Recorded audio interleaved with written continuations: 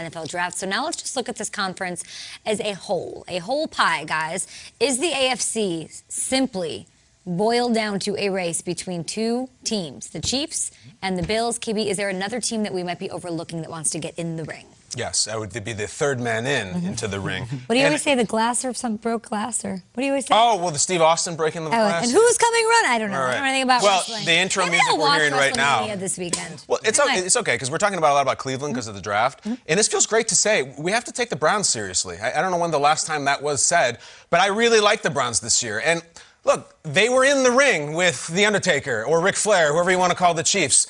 And they're trading suplexes, and they showed up to that game. And this was it was a very strange game, and where there was that massively pivotal play about the pylon. Hollywood Higgins. In fact, is this it right here? This might be it. This is the Cleveland Browns season. Maybe it's not, Peter. We never really know. It's kind of highlight roulette. No, it's not. Mahomes was knocked out of this game. The whole thing changed. Chad Henne turns into Randall Cunningham. It was a really strange game. But if you believe in Kevin Stefanski, and for the love of God, how could you not after last year and the improvement? If you believe in Baker, look, I know it's a punchline and it doesn't play well on social media because Browns have a reputation. I don't really care. The future is now. I think the Cleveland Browns are going to be really good next year. They could have gotten rid of Odell, and they're like, no, I think we're going to still keep him. We're really talented. Don't know what they're going to do in the draft, but I like them next year.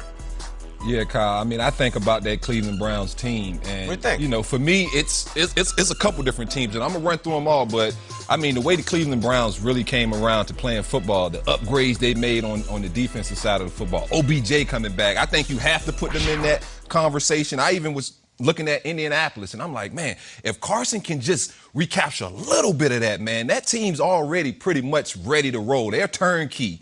You know, Miami, we talked about them a little bit earlier, right? What upgrades do they make? We know defensively they can hang with anybody, but can Tua turn that corner? And so, I mean, there's a long list of teams they're going to battle with Buffalo and Kansas Angelo, City. can I ask you something? You've talked a lot this week about Carson Wentz. And we, as a corner, as a defensive player, last year, was he just shook? Did he turn? Did he completely break mentally? Like, because he did not look like himself. What happened to him last year?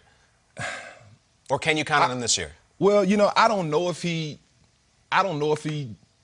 something broke mentally or what. You know, when you watched him play, it was throws he was making even the year before, right? When everybody got hurt and you were like, wow, Carson's willing this team to win. Yeah. Maybe he's back, right? And then they get some receivers, and then the following season, which was last year, you're just like, wow, you know, you just didn't expect him to take a regression like he did.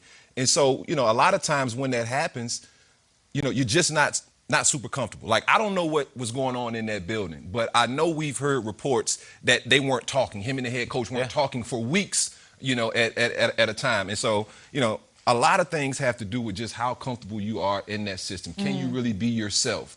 And last season, it just didn't seem like Carson could be himself. And that's why I think when he goes to Indianapolis, I think he will get an opportunity to really get a fresh start. How many times as a person on a job, right, do you just very rarely with a former employer who says, I'm going to take care of you and make sure everything is okay. And we're also going to hire Press Taylor, your former quarterback's coach. Catered to, yeah. They're building it for him to be successful. The team that I'm so interested in is one that if they're like not better, then what are we doing?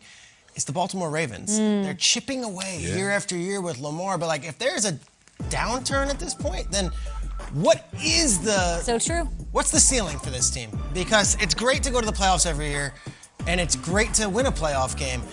But to lose 17-3 against Buffalo in that game, and that's not his fault. Tucker missed a couple field goals. There were some other players that, you know, and just the wind was crazy. You're in Buffalo. Don't take anything away from the Bills. They were amazing that night. But like, all right, now we're going into year 4 of this deal, and Lamar's really good, but our offense is so different than every other offense in the league, and it's really good in the regular season, and it gets us there. But year after year in the playoffs, it comes up short. So I think the Ravens, I think they're going to be improved. I think that Lamar's win over the Titans last year in the playoffs was huge for his confidence. They never do a lot of things, Triggs. I keep asking you, what about Baltimore? Because I wanted to see them do more things.